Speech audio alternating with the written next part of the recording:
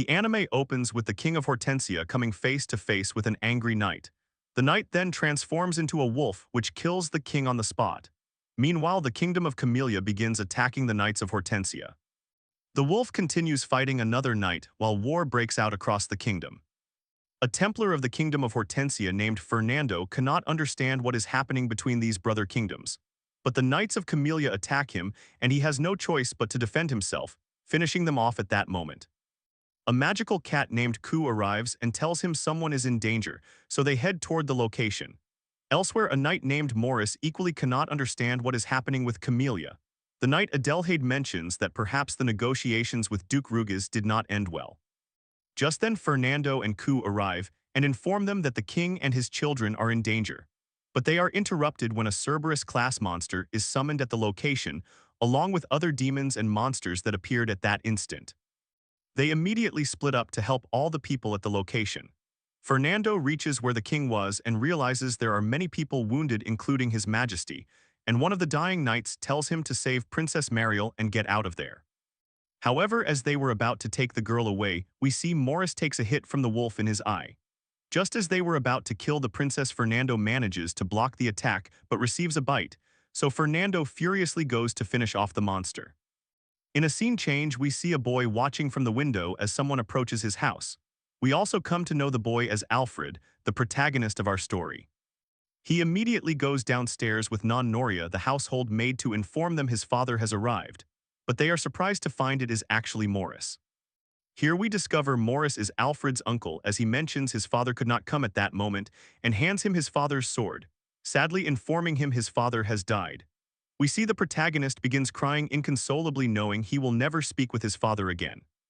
They then explain that the two principalities of Olivier and Camellia were responsible for protecting the kingdom of Hortensia until the day came when Duke Rugiz of the Principality of Camellia decided to turn against them. After the battle, the king ended up dying and Princess Mariel disappeared completely. This forced her younger brother Charlotte to accept the throne at that moment. Several days later, we see Morris tells him he found him entering the throne room, and it was very disturbing since there was a werewolf just like in the legends killing the king. He adds that his father was a very brave person, since until the very last moment he did not take a single step back before the monster and fought until the end to defend the king and the princess. The protagonist comments that now his father is dead and he will be the one responsible for leading the Albert domain since his father had taught him from childhood to be a good knight. He also asks Morris for help training and defending his lands. Morris accepts and says he will then abandon the Royal Knights group to settle in Albert, since the idea of serving his nephew does not sound so bad. The protagonist is glad to hear these words, and suddenly Noria arrives to inform him that someone has left. They immediately check and find that Marius was wounded, and after being treated decided to leave. Morris thinks the boy will be fine regardless, and in a scene change, we see Ku begs Marius to return to the domain, but Marius does not seem to care about those words and decides to continue.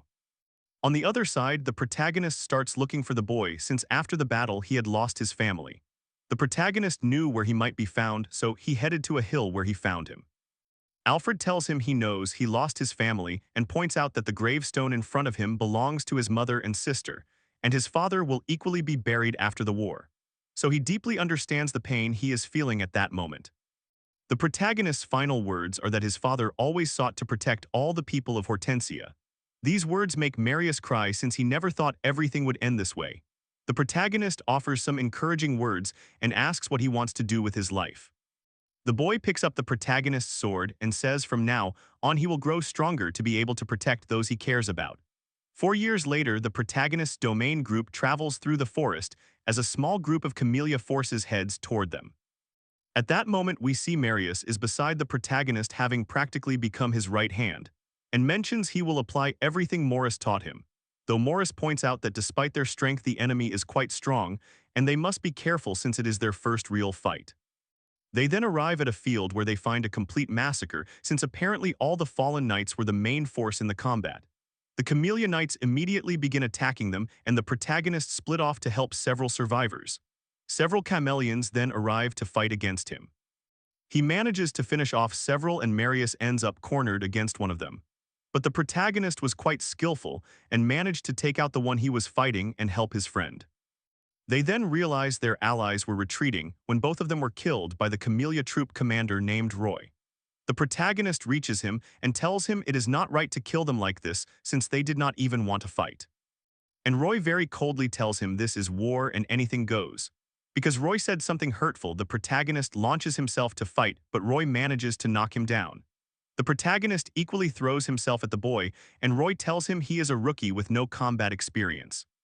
He even mocks, saying that if his father were even alive, he would be ashamed of him.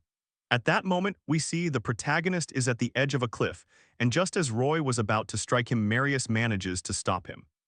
But despite this, they both end up on the ground, and when Roy aims his weapon at them, a knife hits his bow, showing that Morris has come to help them, so Roy prefers to make a strategic retreat. Several hours later, we see the protagonist at his family's grave, remembering everything his father taught him since now his father is dead, and he knows he must protect Albert and all the people in the domain. Just then Marius arrives to tell him that many return to Albert without problems. Alfred makes him aware he must become much stronger if he wants to protect his loved ones and people. Finally, we see Marius equally tells him that as his squire and right hand he too must grow stronger.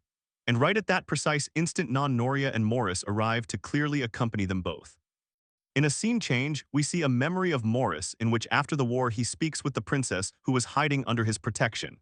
He also makes her aware she will need to cut her hair and change her identity so people cannot recognize her.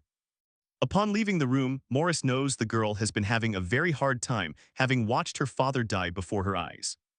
Back in the present, we are told that a place called Magania exists where there is an immense amount of magical power, since there are even storybook creatures and floating islands in the place. But for some strange reason, these began attacking villages and towns throughout the kingdom of Hortensia. We see Morris and the protagonist finish off several goblins while patrolling the area.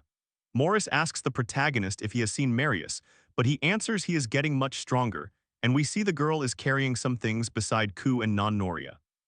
At that moment, both of them head to a gravestone to leave some flowers.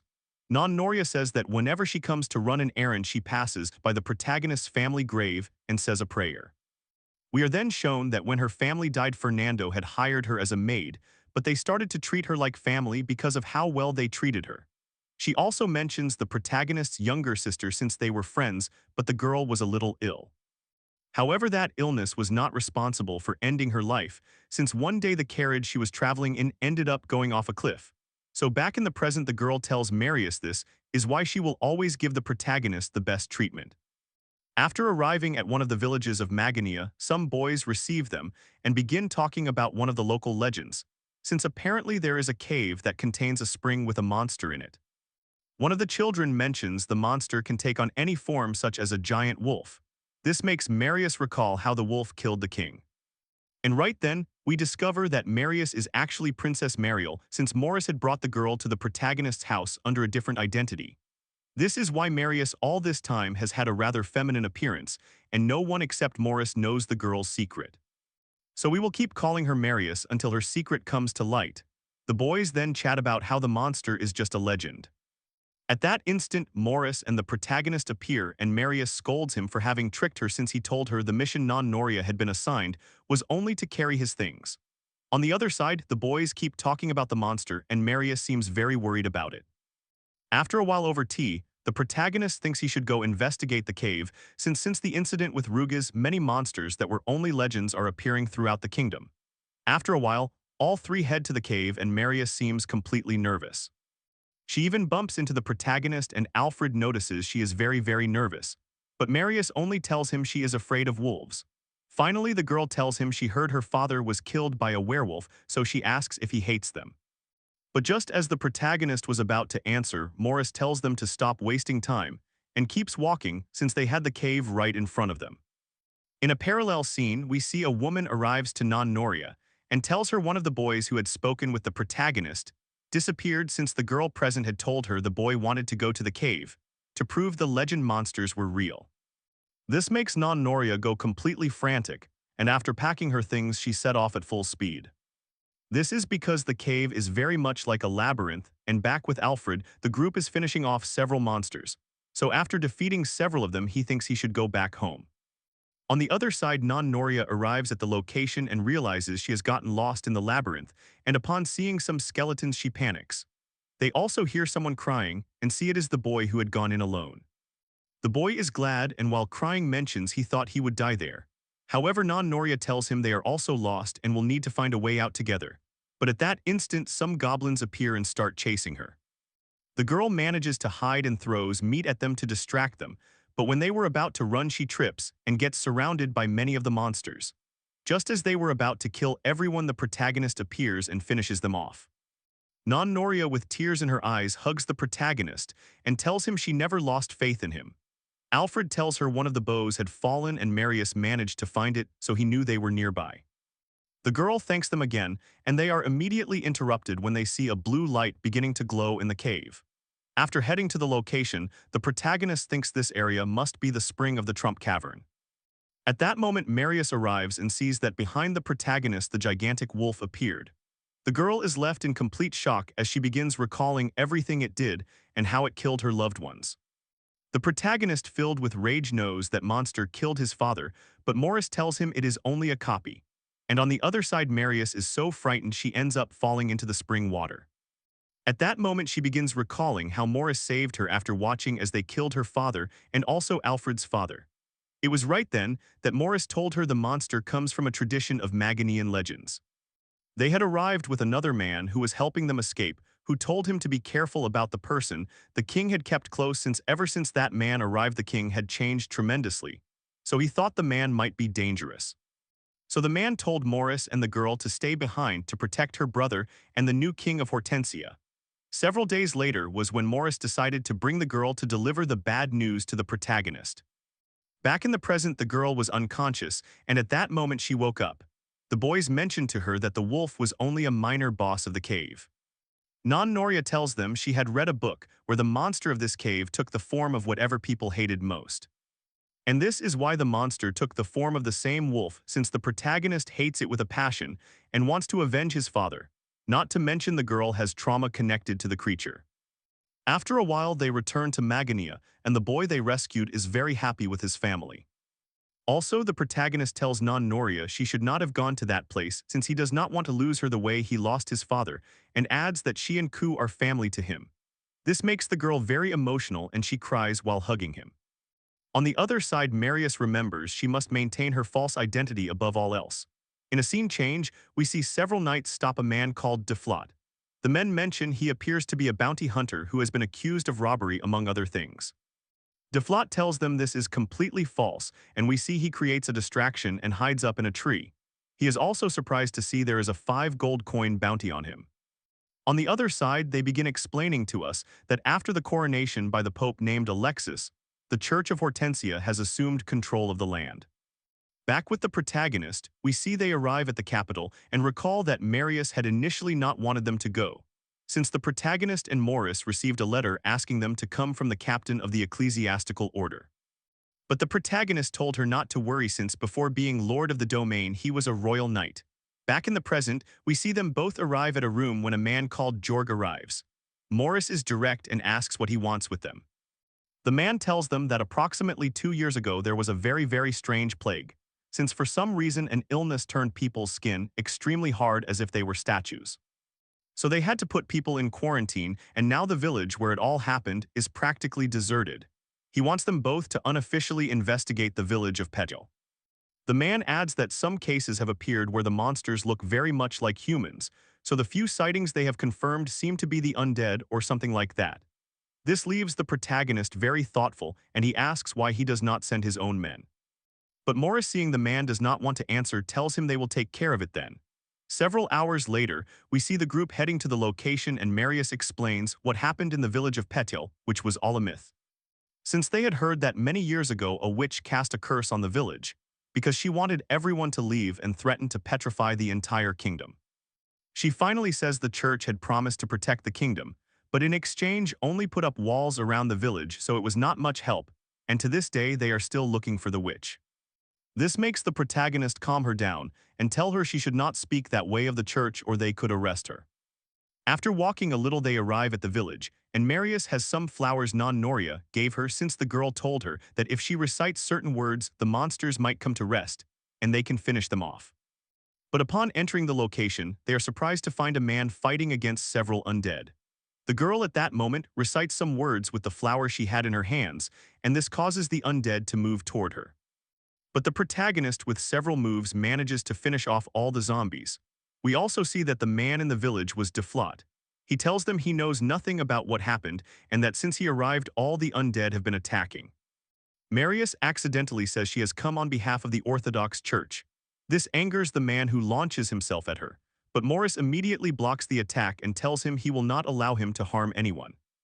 Deflot at that moment cannot understand why they have come to the location to finish off the undead, and asks the girl what kind of flower that is. Marius lets him know it is a relive flower which allows him to expel the souls of the undead after reciting a spell. But the man says they should get out of the place, and we see he starts leaving from where the boys are. The group investigates a little and concludes they should visit the local church since they sense Deflot was there because he possibly lived there years ago. At that moment, they arrive at the church and the boys are right since Deflot is standing before a gravestone. They then begin talking and Deflot seems somewhat confused by everything that happened in the village, since there are no traces of people having been buried despite the gravestones. Morris at that moment asks him if he recognized any face among all the undead. But upon hearing an affirmative answer, he mentions that for 4 years they have been watching monsters appear through summonings. So in short he tells him those undead are not the villagers who previously lived in Petil. This leaves Deflot shaken, so he asks them to enter the church to investigate what happened at the location. After entering the location, they observe the diary of the former priest of the church. Deflot desperately reads what he wrote. It all began on September 20th since the Pope had visited them and told them they could not leave the village. He also let them know that only those with great faith would be saved. So over several weeks people began dying little by little until finally the last group remained just like the rest. At that moment we see Deflot begins to cry since it is revealed that the priest was the boy's father. However, Deflot hates his father, and this was the reason he ended up abandoning the village. Deflot mentions that as a child he admired his father, but when his mother died his father wanted his son to become a priest, and since he refused there was a family quarrel between them. That was when he decided to abandon everything. But as time passed the boy began to fill with remorse and wondered why he did all of this. The group is interrupted when a group of ecclesiastical knights arrives at the location since they believe they have come to cast the awakening of the dead curse. This makes Deflot very angry, but the knights do not seem to care much. One mentions that all the villagers were sacrificed for the good of the rest of the kingdom. Just as the ecclesiastical knight was about to launch himself at Deflot, the protagonist immediately blocks the attack. The knight gets angry and tells him he could get in trouble being a simple royal knight for challenging him to fight. Everyone is interrupted when a gigantic zombie appears and attacks them immediately. Marius mentions she needs to take several of these relive flowers to invoke a spell that will finish it off. But Deflot, while fighting the monster, tells her the flowers are very similar to relive flowers, but they are not. However, he tells her she can take the flower on his mother's gravestone since that one is a real relive flower. The girl immediately begins conjuring the spell with the flower and completely weakens the monster. This gives the boys time, and after landing several blows they manage to eliminate it. Several hours later they manage to make several gravestones in honor of the fallen villagers. We also see Deflot said goodbye to the village since after all he is the last survivor of Petil. On the other side, the protagonist and a group discuss that perhaps Jorg sent the knights to finish them off since they knew the protagonist was a royal knight, and even less than Jorg had leaked information, and there would clearly be no way they would have known. Just at that instant Deflot arrives, and the boys invite him to become a knight since he clearly only needs the recommendation of someone important like Alfred. The protagonist tells him as Lord of the Albert domain he could recommend him since he saw a great deal of potential in him. Deflot, after thinking for a few seconds, accepts to help the protagonist. In a parallel scene, we see a meeting between royal knights and some members of the Orthodox Church. These inform the king that certain disagreements have occurred at the border, so the boy gives power to the church to resolve this. So a church soldier named Didier informs that if that is the case they will send several knights.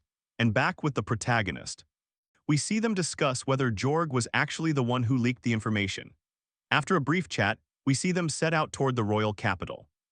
We are then told that the duchies of Camellia and Darrier were responsible for allying themselves in trying to overthrow Hortensia.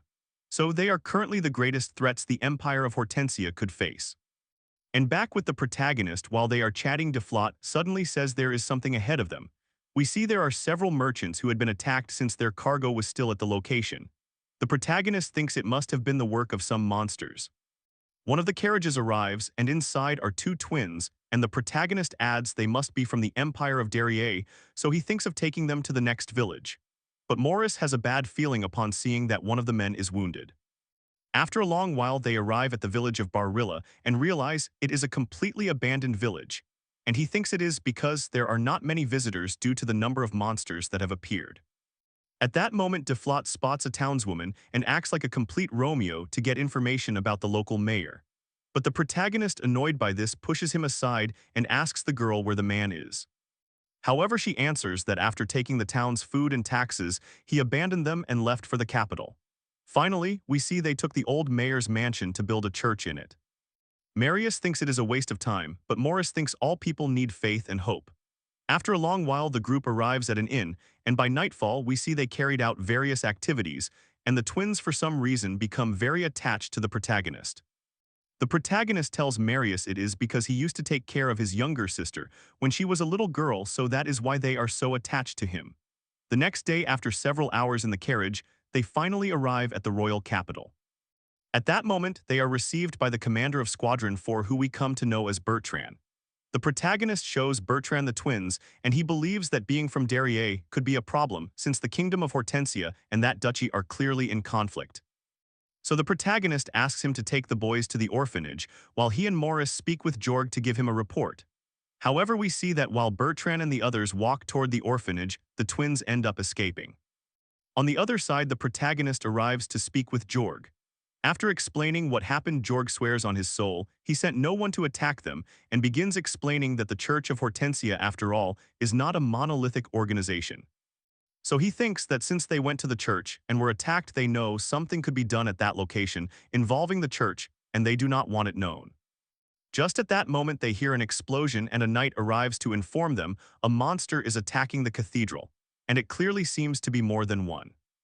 In a parallel scene, we see Rugiz speaks with Roy and tells him he has sent several people as spies to the capital. However, their identities are not revealed to us at that moment, but the man thinks things are about to get interesting.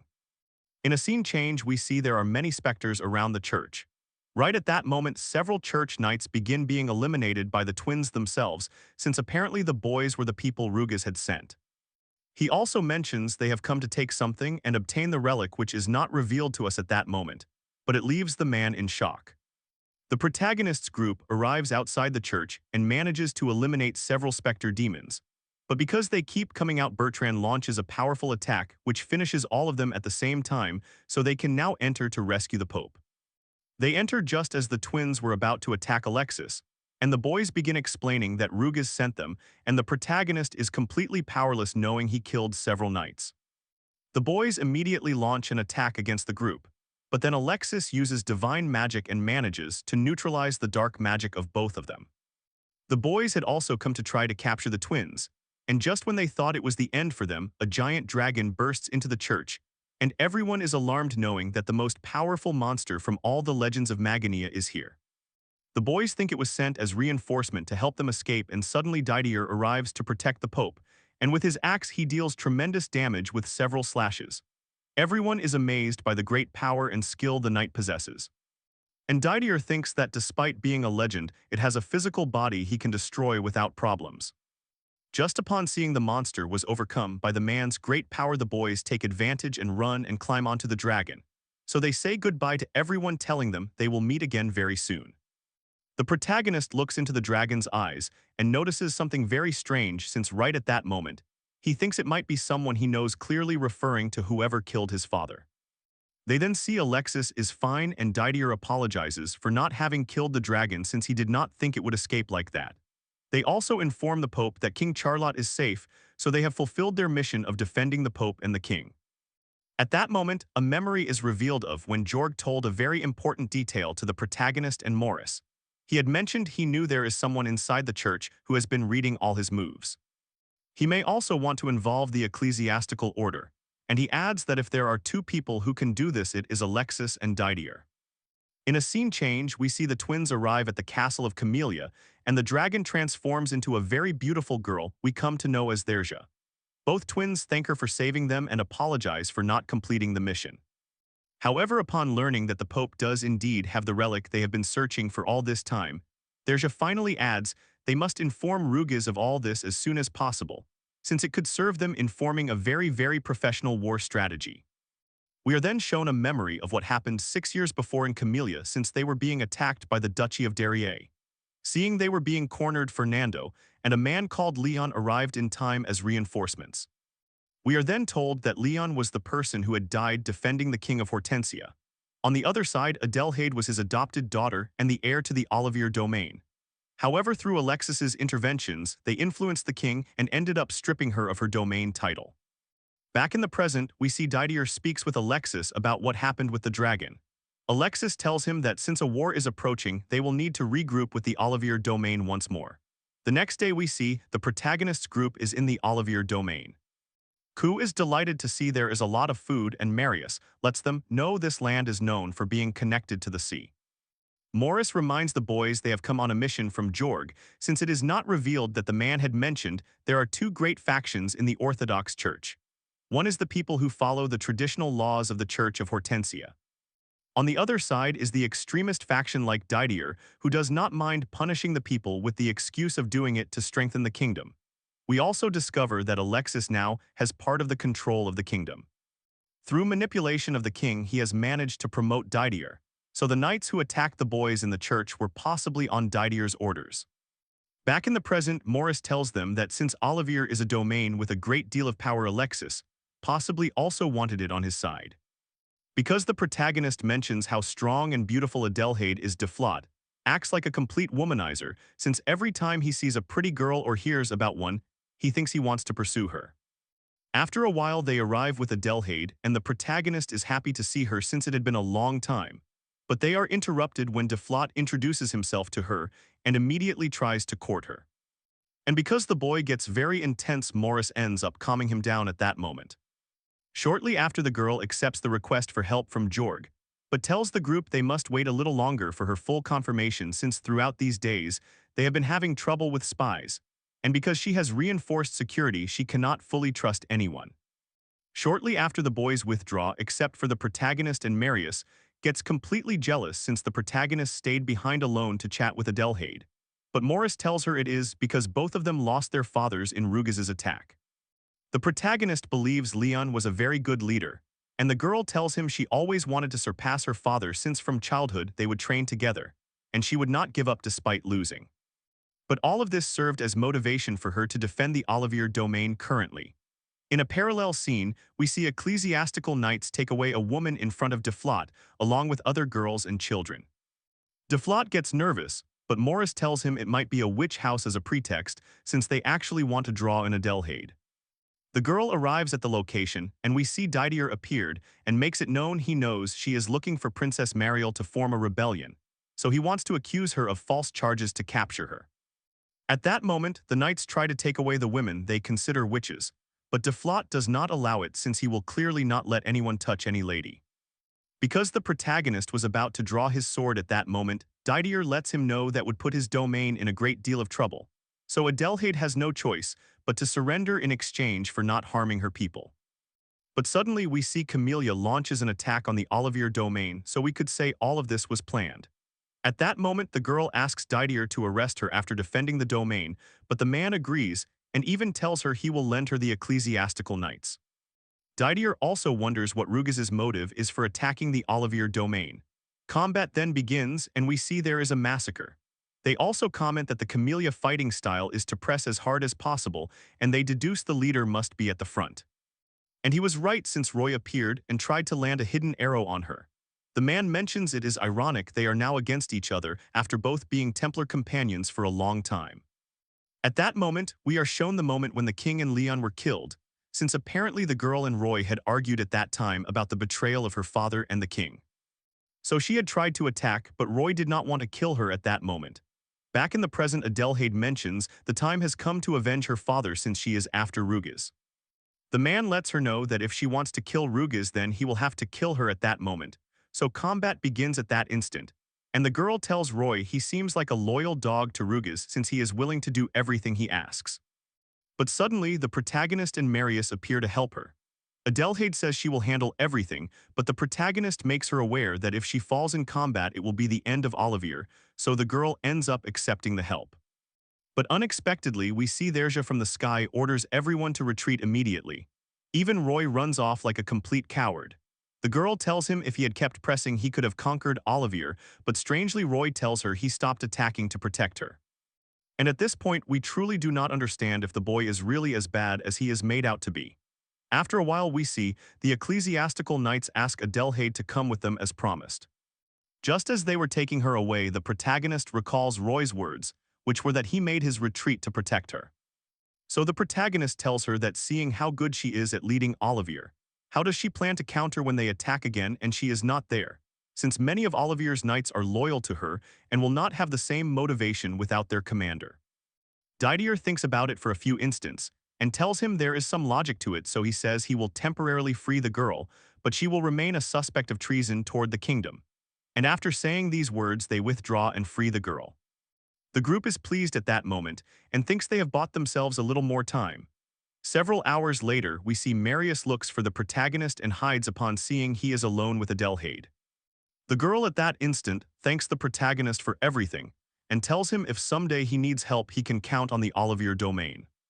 Alfred at that moment only answers he does not understand who the true enemy is, since on one hand they fight against Camellia, but on the other hand the Orthodox Church kidnaps defenseless people and wants to accuse them of treason. So he mentions that every time he picks up his sword, he does not know who he should be fighting. In a scene change, we see Therja and Roy are talking about Adelheid, since we discover Therja possesses an ability that allows her to see premonitions and fragments of the future. So that was the moment she ordered them to attack Olivier to demonstrate the potential she has. Therja thinks Rugiz did that to protect Adelheid, but the man tells her the girl actually detests the Pope. So he did all of this to keep the kingdom divided, and it turns out this was more favorable for them. Back in the present, Therja does not understand if he really did it for this reason, and actually wanted to protect the girl since neither of them knows the true motive. On the other side, Roy tells the girl he greatly admires Rugiz, because he has always shown the will to defend his people. In a scene change, Marius narrates that long ago there was a legend of a princess who had been aided, but she arrived at an island where there was a gigantic stone. It came to life and ended up helping the princess recover the kingdom from which she had been exiled. Back in the present, we see Marius is annoyed upon seeing Deflot was not paying attention to her because he was bathing in the sea. Deflot tells her she should get undressed to bathe in the sea, but because they do not want her secret discovered, she ends up refusing. At that moment, Morris arrives and tells them they have come to this island to investigate something, since apparently there is a girl posing as Princess Mariel and people have been idolizing her. Shortly after, we see all the people gathered giving a welcome to the false Mariel. She seems somewhat cheerful and begins thanking all the people for coming to see her. On the other side, Marius speaks with Morris and tells him she can no longer stand keeping her secret as the true Princess Mariel hidden. But Morris tells her that is a decision she must make herself, since he knows that Adelheid among other people are still searching for her. The false Mariel, after speaking many things, leaves the protagonist surprised, since he cannot believe she is the real princess given how she is behaving at that moment. At that moment, we see a giant robot controlled by two people enters the place. Many believe she is the girl from the story, but the protagonist's group does not believe any of this at all, since they know it is more false than anything. Marius at that moment can take no more and very furiously tells her she will end this farce as soon as possible. In a parallel scene, we see the false Mariel speaking with a man about the performance she just gave. At that instant, there were several men telling her they want to end the Orthodox Church, but the girl, not knowing what to do, thinks they want to be free, so the men take this as a decision to attack the church. In a scene change, we see the twins have also arrived at the island where the protagonist's group is. The boys mention that if the giant and the princess are real, they will take them with them, and if they are false, they will kill both of them on the spot. Back with the protagonist's group, they reach the supposed princess and Marius very furiously tells her to stop being a fraud. The girl apologizes for having pretended to be the princess and mentions that her real name is indeed the same as the princess's, since the girl is really called Mariel, and used this name to pose as Princess Mariel. Even though the princess's real name is Mariel, everyone knows her as Mariel, so Marius asks the girl why she posed as the princess, and she answers it all started as a game. We are shown they were childhood friends, and upon seeing the entire kingdom spiraling out of control by pretending she was the real princess wherever they went, the boy would treat her as if she were the princess. And this began attracting people's attention, not to mention they needed hope, because the church was suffocating them with taxes and other things. The boys are moved upon seeing the girl. Mariel is remorseful for having made this decision. Marius tells her she should reveal her true identity to the people or it could cause a problem, but they know it is complicated since it could cause an uproar. At that moment, Mariel's friend arrives and thinks the protagonist's group is trying to kidnap her, so Marius takes her to another place and the protagonist stays to fight entirely. He also tells him he does not want to fight, and he must understand the pain his friend is feeling by pretending to be someone she is not. On the other side, both girls reach a safe area and Marius tells her she does not understand how a friend like hers cannot understand her pain, and adds it is not fair that she keeps playing the strategist for the girl and more. Mariel tells her she has good reasons since from childhood the girl was orphaned, and we are told that from a young age she was a crybaby and her friend was always trying to make her feel better. On the other side, the protagonist and the boys advise her friend to stop playing at night and princess, since it is not good for the girl's mental health. But he answers that because there are volunteers in the island's army, she must be their hope, since many were repressed by the Orthodox Church. Simultaneously, the girls chat, and after a long conversation, Mariel mentions she and her friend will tell the truth to all the people. And at that moment, the protagonist's group arrives and lets them know they will tell the truth to everyone. After a while, both boys confess to all the people of the island they are not actually the princess or the giant from the legend. And this leaves everyone completely confused and clearly angry. Marius starts feeling bad upon seeing the girl and her friend being treated badly for having confessed the truth. And suddenly, we see the giant was beside them and began moving dark magic on its own. We see the twins are responsible for attacking both boys through the robot. At that moment, the twins conjure several portals from which demons emerge. These begin attacking people, and the protagonist's group immediately starts killing the demons. On the other side, the robot attacks Mariel again, but her friend manages to block the attack. He also tells her he will always protect her, and these words motivate the rest of the island's people. The protagonist's group also arrives to help them. At that moment, they manage to defeat the giant, but it was about to fall on Marius and mysteriously a stone giant manages to protect the girl. This caused the twins' mission to fail, and they ended up leaving the island. The next day, we see Mariel and her friend thank them for everything they did, since apparently everyone on the island was completely unharmed. And the girl's friend tells everyone that the people of the island have forgiven them and decided to start fresh while everyone in the local community protects the island from the church. The protagonist's group tells them they are very happy about this and comments they will speak well of them in Jorg's report, so they hope to come back someday and see them again. After saying goodbye to them, the protagonist seems somewhat thoughtful about what happened the previous day, since he found it very strange that a human-shaped stone managed to save Marius before the giant robot fell on her. Finally, Mariel speaks with the true princess without knowing it, and asks that if she ever sees her, please tell her she can count on her for whatever she needs. Since even though she poses as the false princess, she is willing to help the real one with anything she might need, so Marius ends up accepting the girl's request, and both are very happy about all of this. After a long time, we see the protagonist's group is in what appears to be a small merchant's fair. However, Non-Noria thinks they have collected very few herbs, and the man in charge tells them the village of Kokan has had serious problems since there has been a great shortage of medicinal herbs, along with many people leaving the place. And the protagonist, being a good Samaritan, mentions he will take care of all the funds, since all of this also affects the people of Albert and those who come to pay for the herbs. The people at the location were glad to see Fernando's son is just as good and kind as his father. And on the other side, Deflot thinks something strange is happening in this village. Several hours later, we see Non-Noria is very worried because very few medicinal herbs remain. At that moment, the protagonist arrives, and Marius comments it is very strange the village has become largely deserted. The group explains they will go visit the location and Non-Noria asks to go with them, but the protagonist refuses since the girl could be in danger. Several hours later, the group set off until they finally arrived very close to the village. The boys comment that Kokan has large water reserves, not to mention the medicine there is quite advanced. The boys then walk a little alongside a river and find there are ecclesiastical guards in the city. The men prevent a peasant who wanted to go to Kokan to get medicine from passing since they told him there were floods in the place. The boys decided to find another route, and after going a little into the mountains, they managed to find Kokan. It is a beautiful place, and there is no flood as the knights had said. They then arrive with a villager and ask why it had been said the place was deserted.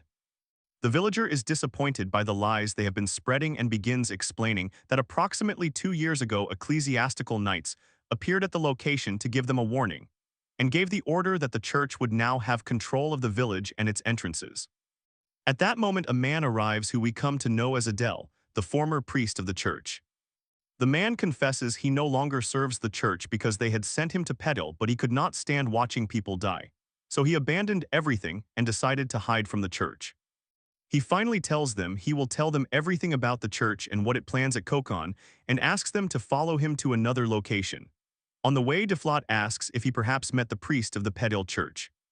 Adele lets them know he was a great man who motivated many people to keep going. After walking a little, we see Adele shows them the Kokan church, which is being guarded by ecclesiastical knights, and comments he thinks they may be keeping people who still have the petrification illness. This shocks the boys who thought that illness had already been eradicated, but Adele mentions that Petil was not the only place where this illness occurred.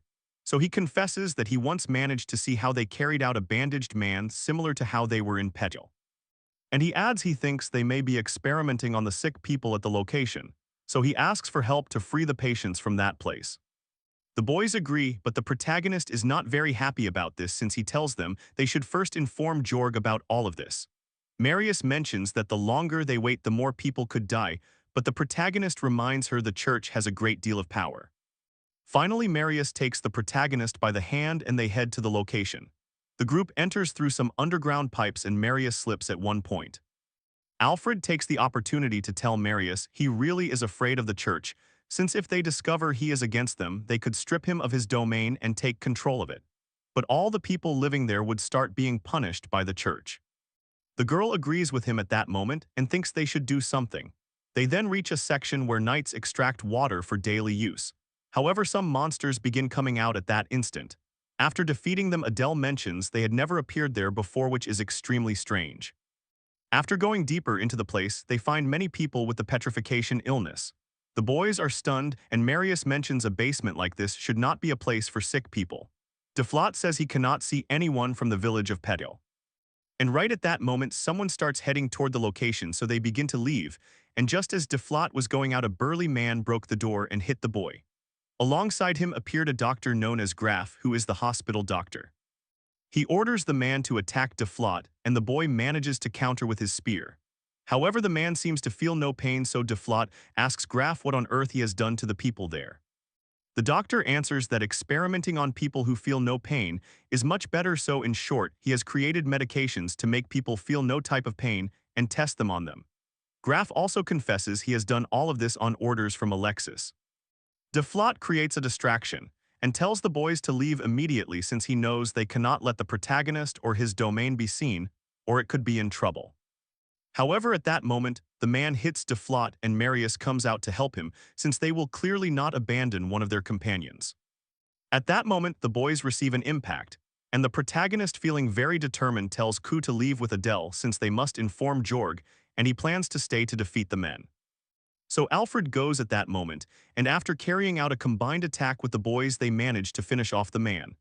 This shocks Graf, who did not think mere nobodies like them could kill his experiment. Finally, the protagonist threatens the doctor, telling him he must now expose all the atrocities the church has committed there, or he will end his life. Unexpectedly, we see Didier appears at the location, and the protagonist is very confused since he did not think the man was part of all this. The protagonist asks what he is doing there, and Didier answers he has come to help the sick people, telling him he says they are suffering from this illness because of all the sins they have committed.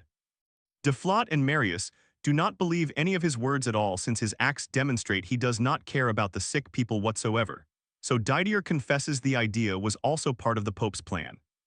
While Didier holds the protagonist's sword, the man tells him he should have stayed quietly in his domain since with this action he will not be able to live well now. At that instant, Didier lands a blow on the protagonist, which sends him flying against the wall. His companions try to protect him, but the man is also so strong he knocks both of them down. At that moment Marius's hair comes loose, and Didier realizes she is the princess, and which they have been searching for all this long time since he thinks she is responsible for having created the petrification illness. So while taking her away, he tells the knights to arrest the protagonist and Deflot.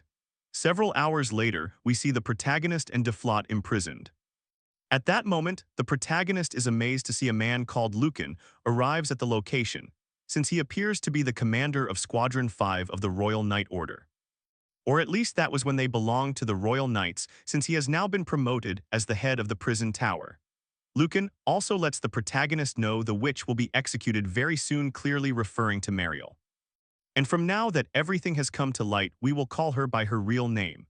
The protagonist very furiously tells him he is a loyal dog of the Orthodox Church, since the Royal Knights should never have given in and become part of the church.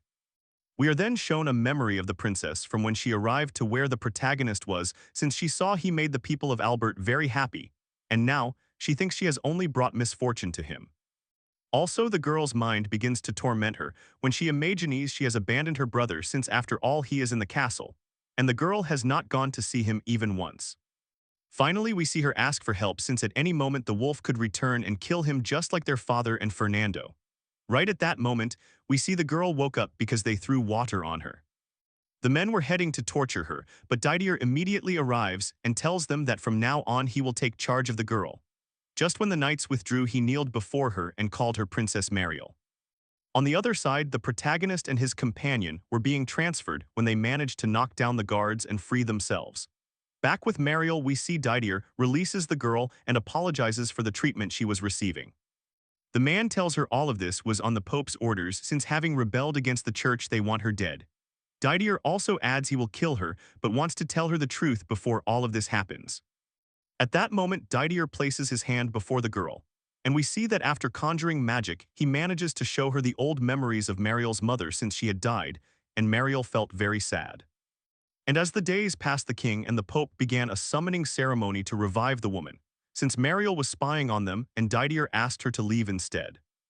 The girl does not understand how they are trying to revive her, since when people die they cannot come back. But Didier explained that in this world there exists an immense power which transcends everything they can imagine. Back in the present, Didier explains that the girl does not remember any of this, since he himself sealed her memories that day. He also mentions that from the moment her father did all of this, the kingdom began to decline, since that was when all the disasters started happening, such as his death and the monster summonings.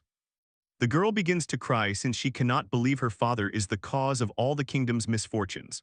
On the other side, Alfred and Deflot find themselves cornered by the knights when suddenly Morris starts attacking them, since he had disguised himself as a guard. They begin running but run into Lucan, who starts a fight with the boys. Lucan tells Morris that now the Pope has taken control and the princess has disappeared, and he cannot keep living with love for her. But Morris tells him the people for whom they are truly fighting is the person he had sworn loyalty to, clearly referring to Princess Mariel. Upon hearing these words, the protagonist finally understands that Marius was always really the princess. Finally, Morris tells the protagonist to take the carriage that is waiting for him and leave immediately. In a scene change, we see Didier arrives with Alexis and informs him of everything about the knights. Alexis gives the order to get rid of anyone who is against the church.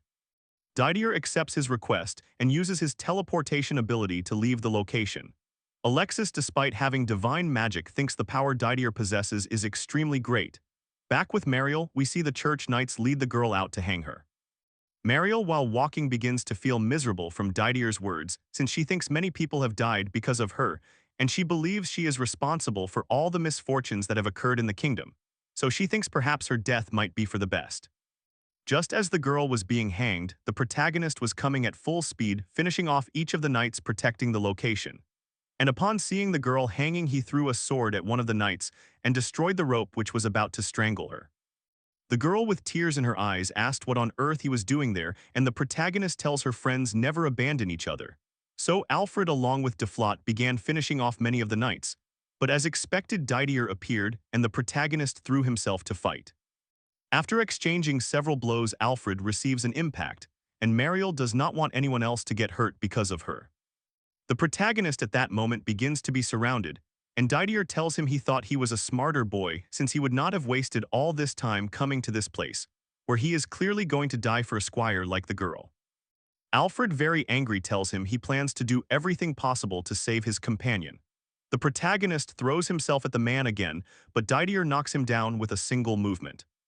Just as he was about to kill, the protagonist Bertrand appeared accompanied by many knights along with Adelheid and the group from the island where the other girl Mariel was. So, in short, all of the boy's allies have come to overthrow Didier and his allies. Combat then begins between both sides, and we see that even Lucan sides with the protagonist since the boy had been on the church's side for having been deceived about Mariel's death. So he asks the protagonist to save her while he takes care of defeating Didier. Didier mocks, saying he would never be a rival for him, but Adelheid appeared at that instant, and the girl lets him know that as a Templar knight she will use her spear to put an end to evil. Several of the knights try to attack the protagonist, so he clearly cannot get close. Alfred then starts fighting one of the knights guarding the girl, but the protagonist receives a blow, and just as he was about to be killed, the protagonist drives his sword into the man's chest. This made Didier realize he was finished, so he manages to escape using his teleportation. On the other side, Mariel begins to cry and apologizes to the protagonist for having deceived them all this time.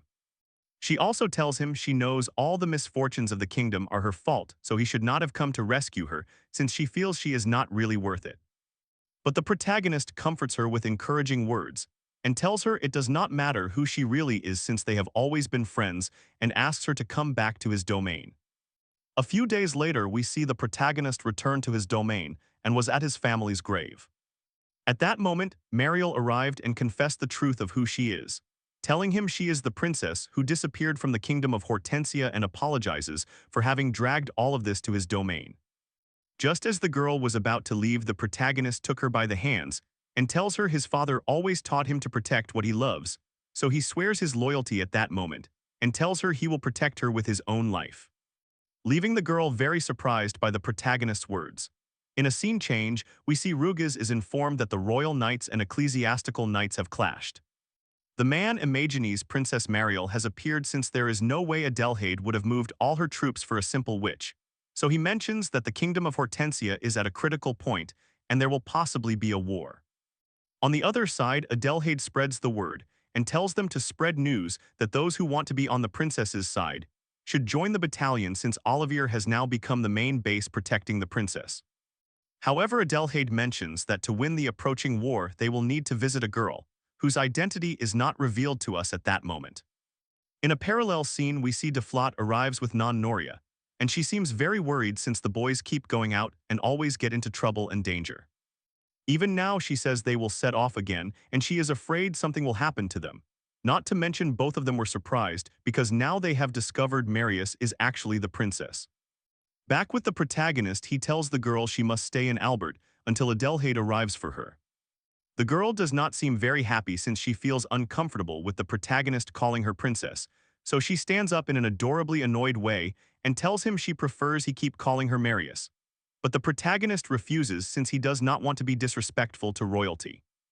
Both are interrupted when Deflat enters accompanied by Morris. Morris tells him he brought him so the girl could punish him for having treated her poorly all this time. So the girl in a mocking tone tells him his punishment will be ordering him to serve as her knight and join the protagonist, not to mention they will continue being friends. Deflat accepts her request and the boys keep chatting.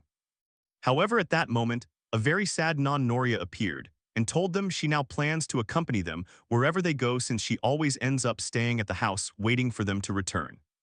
The protagonist tells her the next battle they will have is at another level, and he cannot guarantee they will be all right. But we immediately see them head to another area where Non-Noria manages to hit a dummy with a bow with remarkable precision. Everyone is amazed by the girl's incredible accuracy with the weapon.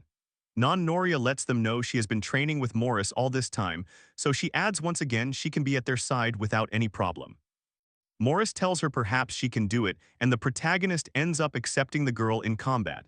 Also, because Non-Noria got a little nervous, the princess lets her know she can keep being herself. After a long while, a knight informs them Adelheid has sent a letter, and after a few hours the group meets with the girl and we see them walking through a forest. They reach a house and Adelheid tells them before going to war they need to see someone. While approaching the location we see there is a girl at the place.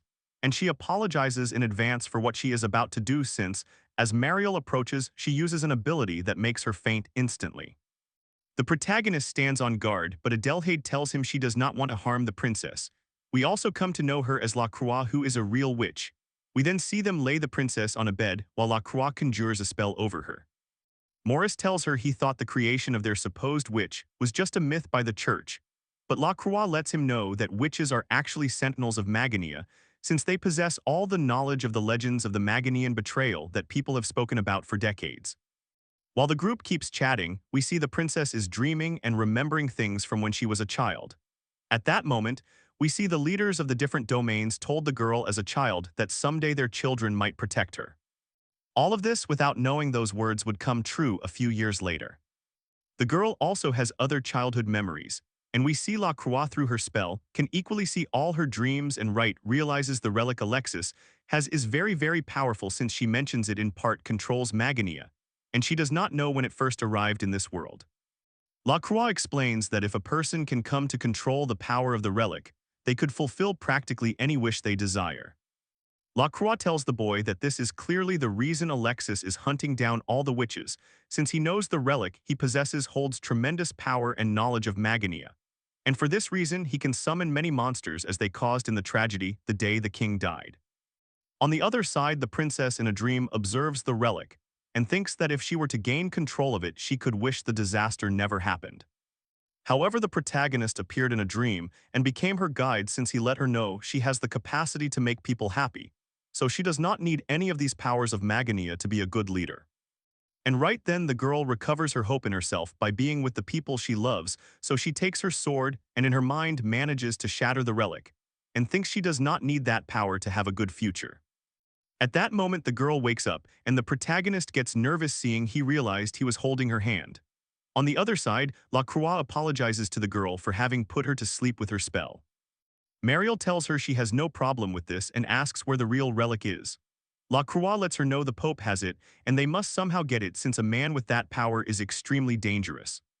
La Croix equally tells the girl that all of this was a test, since she considers that when she obtains the relic she will not be led astray by its great power and knows she will accomplish great things with it. Finally, Mariel gives some motivating words and asks everyone to lend their help to take the relic from the Pope. Everyone agrees, and we see they begin to leave the location since they must make preparations for war. In a parallel scene, we see Therja has a vision regarding the protagonist's group since she observes how someone was seriously wounded and asks Rugiz to allow her to go to the capital, but she collapses weakly due to excessive magic she used to see the vision. So Rugiz tells her to rest since he will go to the capital to take care of this. Several days later, we see the new combined army of several domains is finally ready to recover the church. So after some words from Mariel, the army set off toward the capital of Hortensia, and after several days of travel, the knights are surprised to see in the distance they can observe Camellia knights. Right then the group receives an impact, and the twins appear before them telling them they will finish all of them off. And in a parallel scene Didier informs the Pope of the combined army heading toward the capital. Alexis scolds Didier for not having finished off the princess when he could, and both are interrupted when a royal knight arrives with both of them. He tells them his team is already ready to fight against the princess's army. He also asks him to reconsider a proposal to take his grandfather's position. And because Alexis mentions the protagonist is among the entire army, the royal knight leaves, while thinking it is time to settle accounts with Fernando's son, clearly referring to the protagonist. Back with Alfred, the twins very decisively tell him they will finish them off immediately. But suddenly, the boys dodge some arrows and we see Roy arrived with them. He told them they have been overstepping with their actions and also congratulates the protagonist on now being the leader of the princess's army. He finally apologizes for the misunderstanding and lets him know the Duchy of Camellia does not want any hostile action against them. The protagonist trusts them, and suddenly we see the army begins to be attacked by some ecclesiastical knights. Several of them try to approach to finish off the group, but these unexpectedly pull out some rifles, which is something totally strange for the era they are in. The protagonist realizes the men take a few seconds to reload, so he takes advantage of this and manages to eliminate all of them. They also wonder what kind of technology was used to shoot them. In a scene change, we see Rugiz scolds the twins for having been causing conflicts. Roy tells him he should give them a punishment, but Rugas mentions they were both boys who are allies of the Derriere domain and back with the protagonist's group. They discuss what happened with the chameleons since Alfred mentions Roy is very serious about not attacking them on the way, so he thinks maybe the enemy of his enemy could become his friend, since Camellia seems to want to attack the church just like them. They also start talking about the rifles, and Bertrand lets them know they are very powerful weapons since they can penetrate iron armor. The boys get nervous, but Bertrand lets them know they need good aim, and it requires time to reload. In a parallel scene, we see a man arrives to inform the Royal Knight that in his ambush his allies were eliminated. The Royal Knight, who we will call Flegel, mentions he already knew his companions were going to die since he had sent them as guinea pigs to test them. He is also pleased to hear the protagonist is at the front leading the army since he plans to eliminate him to claim all the glory. The next day we see the princess's army is surprised that the second Balthasar squadron is clearly waiting for them. Morris cannot believe how the elite army ended up allying with the church. At that moment, a knight informs them they have managed to identify the commander, and it is none other than Flegel. Bertrand is amazed to learn the boy is Balthasar's grandson. Everyone is thoughtful since they realize this decision was not made by Balthasar himself, so they wonder if something happened to him. At that moment, Flegel's knights know they have a guaranteed victory since they have many armed knights, and the princess's army will have to cross a bridge. On the other side, Adelheid starts planning a strategy to cross without so many casualties. After a long discussion, the protagonist gives an idea and Deflat gets motivated upon hearing from Adelheid that she hopes he will help fight. We then see several of the protagonist's companions start moving carts with a kind of bullet shield. All of this while a small group crosses the river with the protagonist to surround them from another angle. In the distance, we see Rugas wondering what they should do with them, since he knows all of this could go very badly for the princess's army. Flegel acts like a complete maniac, imagining he will finish off the protagonist. But quickly a knight informs him that the shooters are being eliminated due to a surprise attack from the protagonist. This angers the boy, who picks up a rifle and was determined to shoot Alfred. But at that moment, an arrow hits the weapon, and he realizes the Camellia army has come to help the protagonist and his allies. The protagonist knows they must take advantage of this opportunity given to them by Roy and his army to begin attacking. So they begin attacking while crossing the bridge. Flegel starts to despair upon seeing his subcommanders informing him they are having many casualties. But the boy, who is a complete maniac, tells them he will not allow the protagonist to steal the power he has obtained and confesses to them he was responsible for removing his grandfather from power. All of this to take revenge on the protagonist, whom, for a reason not revealed to us, he hates deeply. This makes the subcommanders no longer tolerating the boy's words, and they end up abandoning him. After a while, the protagonist's group is at ease knowing they practically dominated the combat, thanks to Camellia. But unexpectedly, the protagonist blocks an attack from Flegel, who launched himself to attack at that instant. The protagonist asks Adelheid to take the princess away, and Flegel mentions he plans to kill him since he does not care at all about losing the combat and only wants to kill him. He reveals the hatred he has for him is because his whole life he has been compared to the protagonist. Unlike Alfred, who is loved by everyone, Flegel is hated by his own people. After exchanging several blows, we see the protagonist was far superior to the boy and ends up disarming him. Despite this, he clearly tries to spare his life by putting away his sword and heading toward his group. But Flegel, being a complete sore loser, tries to pull out a pistol, and just when he tried to kill the protagonist, he blocked the attack and destroyed his weapon. Flegel begins to cry because of the envy he has toward Alfred, since he thinks he is a privileged person who has everything. At that moment, Mariel arrives to speak with the man and tells him the protagonist does not have everything like he thinks, since she explains he was put through a difficult situation after losing his family. But this was not a reason to get depressed, and he managed to move forward. So finally the girl asks if he would be willing to do the same. The protagonist's group leaves and Flegel stays on the ground for a while. Just then one of the ecclesiastical knights arrives, and Flegel tries to tell him to guard the rest, so they can attack again from behind, but unexpectedly the knight pulls out a weapon and ends up shooting the boy. In a scene change, we see Alexis mentions he already saw Flegel was going to lose the fight since, in short, he used the boy to buy a little time before they arrive at the royal capital. Didier tells him this was to be expected, and Alexis tells him he does not care what they do since, with a very malicious smile, he observes the relic and mentions they are very close to carrying out something he has up his sleeve. After a couple of days, we see they finally arrive at the royal capital and begin clearly infiltrating. Adelheid tells her she is glad to know she is very close to claiming the throne and saving her brother.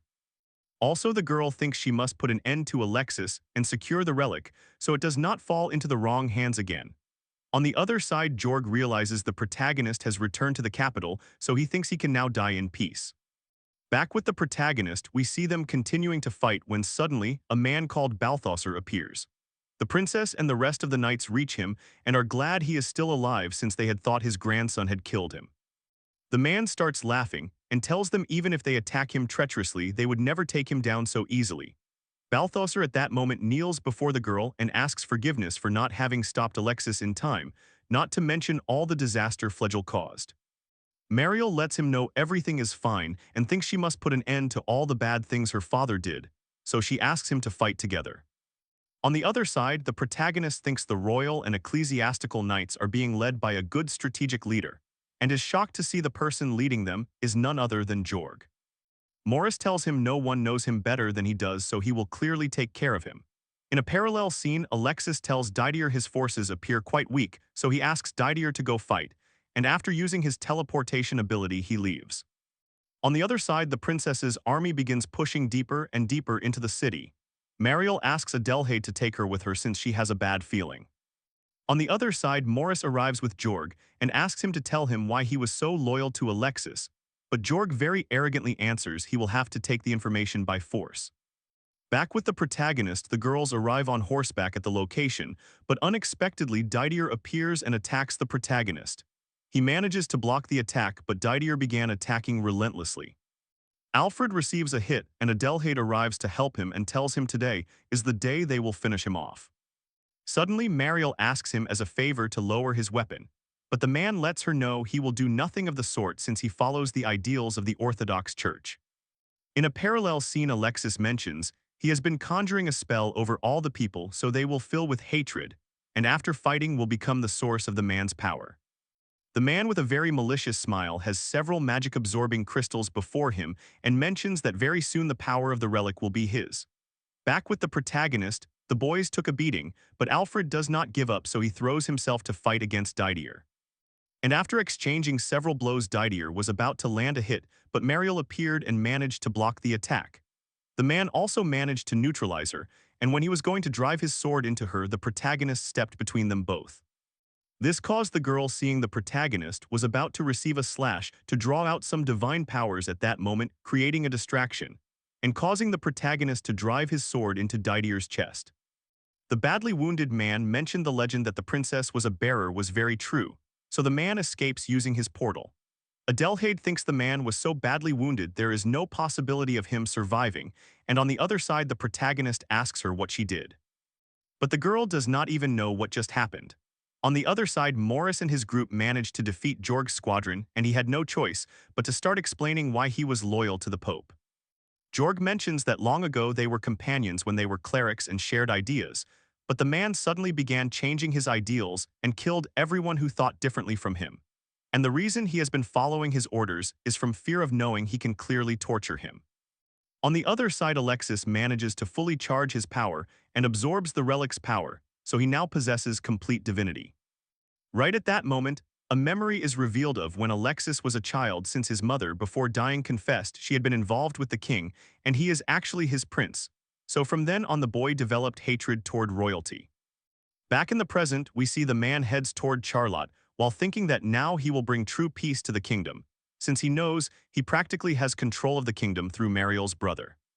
In a scene change, we see the protagonist's group thinking the war will not end until they conquer the castle and finish off the Pope. Morris recommends they could infiltrate through the kingdom's underground pipes. They also ask the protagonist that whatever happens, he must protect the princess with his life, and without hesitation he accepts. After a while, the protagonist arrives with Non-Noria, who was treating a wounded person. Upon seeing the girl was wounded, he began bandaging her while informing her they are about to infiltrate the castle. So because the mission is very dangerous, he asks her to stay since he does not want her to get hurt. The girl accepts his request and asks him to please come back safely. In a parallel scene, we see Rugiz is with the twins neutralizing several knights, since apparently they also plan to infiltrate the castle. So Rugiz asks the boys to go to the underground temple while he heads to the castle. Back with the protagonist, they find themselves heading through the underground pipes of the kingdom, when suddenly, while Deflot was crossing the water, he felt something touch him, and right in front of them, many monsters began coming out. The boys ask them to leave while he stays to eliminate all the monsters and sarcastically asks Adelheid that if he were to die would she cry for him, to which the girl answers she will give him that answer later. Everyone then leaves and Deflot thinks his moment to shine has arrived, and after a while the group manages to infiltrate the castle. Alfred thinks something strange is happening since he cannot see a single guard. Everyone concludes it was surely because they were sent to fight, so he thinks he should get to the throne room before they are discovered. But Adelheid senses someone's presence, so she asks the boys to continue while she goes to investigate. Even though Princess Mariel worries about her friend, Morris tells her she will be fine and they must continue. On the other side, Adelheid senses someone is calling her and heads to the location at full speed. And just as the girl says to show themselves, whoever is there, the girl is attacked and barely manages to block it. Back with the protagonist, while running through the corridors, he senses someone's presence, since right in front of the protagonist, his father appears, leaving him completely in shock. And on the other side, Adelheid also sees her father Leon alive and cannot believe what her eyes are seeing, since for some reason not revealed to us at that moment, both men are alive. Adelheid cannot understand what is happening since she herself buried her father with her own hands, and we are then shown what happened 4 years ago when the king tried to use the relic to clearly revive his wife. But Alexis let him know that to revive a person requires greater skill, since he told him he needed a person like Rugiz, and began filling his head with many things, since at that time they were allies and Alexis asked him to use him as a pawn. But right on that night, Rugiz arrived at the location and asked the king for help to put an end to the kingdom of Derriere. But the king told him he had asked for the head of the emperor and so far had failed. So the king at that moment recalls Alexis told him that to invoke the true power of Magania, which Rugiz clearly had, he needed to anger him. So he started treating him very badly, saying he was good for nothing as a knight. Leon, who was there, told him Rugiz is the most loyal person he has. But these words angered the king, and he mentioned if perhaps both of them were trying to conspire against him. So he immediately called the guards and said he would send armies to burn Camellia and Olivier. This caused Rugiz to awaken his Maganian magic, and Alexis was pleased by this since he had committed his objective of activating the relic. And it was right at that moment that the wolf transformed and ended up killing everyone. Back in the present, we see the area begins to snow, and Non-Noria tells Ku something like this happened the day Fernando, and the king died since this was something Morris had told her, so she thinks they must go investigate immediately. Back with Alfred, Fernando starts attacking him, and we see Morris receives a cut on his body. Also simultaneously, Leon and Fernando tell their children to help free them since Alexis is controlling their bodies and will clearly not stop until they eliminate them. The protagonist manages to block an attack from his father and tells him his soul is captured by Alexis and he will help free him. Adelheid equally tells her father she will also help free him from this curse. And we see that, after a brief memory of when she was a little girl, she managed to defeat her father in a confrontation. So we see the girl at that moment manages to put an end to the ghost of her father. Just as the protagonist finishes off Fernando, both fathers are proud their children have become far too strong. The protagonist and Adelheid cannot hold back anymore and begin to cry upon having seen their fathers one last time and having defeated them in combat. Finally, Fernando tells the protagonist to continue with the princess, and he will be praying from beyond for his future success. After fading away, the boys head to Morris, who was wounded. But he only tells them they should go ahead since he wants to spend a moment alone reflecting on what just happened. The boys agree and immediately continue toward the throne. In a scene change, we see Non-Noria is running through the pipes when she runs into Deflot. The boy asks what they are doing there, and Non-Noria answers she was worried about the protagonist, and they came to see how he was. Deflot tells her that being the case they must move immediately. Back with the protagonist, Mariel tells him the Pope is on the other side of the door, so before crossing she thanks him for having accompanied her to this place. Alfred let her know he had promised he would protect her until the very last moment of his life, and after saying these words they decided to continue. After crossing the doors, they run into the girl's brother, who was very confused. At that moment, Alexis was with the king's throne and told them he had sent them the gifts so they could see their fathers.